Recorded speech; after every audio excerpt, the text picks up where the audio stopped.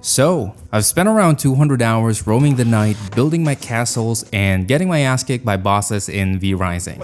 I'm here today to let you know whether that experience has been worth the time and money that I invested into the game, and whether you should do the same. V Rising is very unique. It's an isometric, multiplayer action survival game with both a PvP and PvE focus. You play as a weakened vampire awakening from a long slumber in a gothic world, where pretty much everything is hostile to you.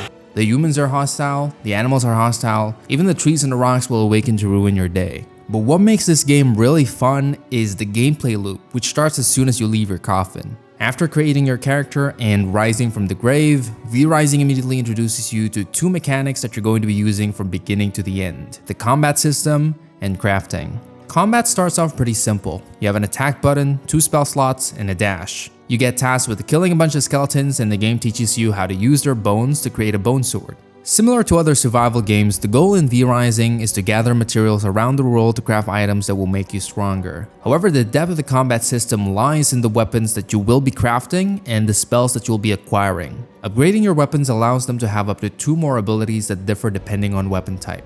For example, an axe will have a skill that will dash you forward and increase your attack speed for a vampire berserker type of playstyle, while a slasher has a skill that will camouflage you and allows your next hit to incapacitate your foe for a more assassin type of playstyle. Different weapon types have different skills that tailor to various playstyles, and the great thing about this is that you can also carry multiple weapon types at the same time, allowing you to mix and match these different skills in the middle of combat, and all of this is combined with a simple yet versatile spell system. Currently, there's 5 spell types in the game: Blood, Unholy, Illusion, Chaos, and Frost type spells. Like the weapon system, you can mix and match these spell types by using one spell in tandem with a spell from a different category, while using a dash from yet another spell category. Spells range from offensive spells that deal massive damage, to summoning spells, defensive spells, and ultimate spells that can easily change the tide of battle in your favor or your enemy's favor depending on who outplayed who. Spells can be acquired as you progress through the game, more on this in a bit. After you're done terrorizing your fellow undead, you make your way outside the cemetery to take your first steps in the world of Vardaran, looking to lay waste to the world of the living. The first time you encounter a living creature in the game, you'll see that once you get their health bar low enough, you're going to be able to feed on them. Feeding allows you to acquire their blood type, which acts as a sort of class system in the game. So for example, if you feed on a wolf, you'll gain the creature blood type, which allows you to move faster, take more damage, and last longer in sunlight. Once you encounter humans, you'll start seeing blood types like Rogue and Warrior, which have effects that will buff your character according to the blood type and the playstyle associated with it. Blood will be used whenever you cast spells and naturally runs out over time, so you're going to be continuously feeding unless you want your health bar to go down due to hunger.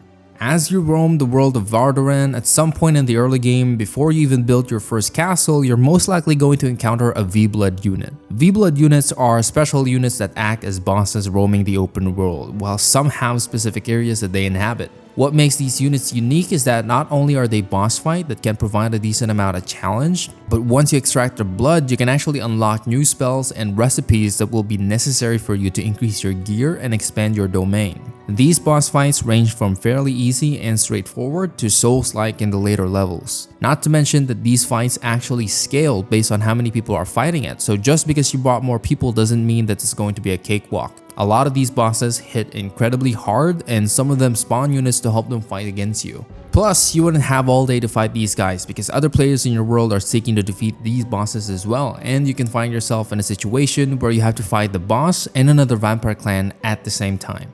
Another mechanic that you'll have to keep an eye on is the sunlight. During the night, vampires will have nothing to worry about except the enemy right in front of them. Once the sun rises, even just a few seconds in the sun will burn you and has the potential to kill you within a very short period of time. So whenever the sun is up, you'll either have to be in your base with a roof over your head, or you'll have to move from shade to shade in order to get to your destination.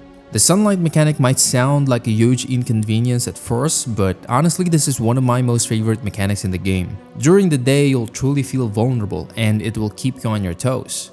But come nighttime and you'll have the opportunity to absolutely tear through camp to camp and village to village, feeding on every living thing that you come across, truly fulfilling that vampire fantasy. Now, with that out of the way, let's move on to crafting.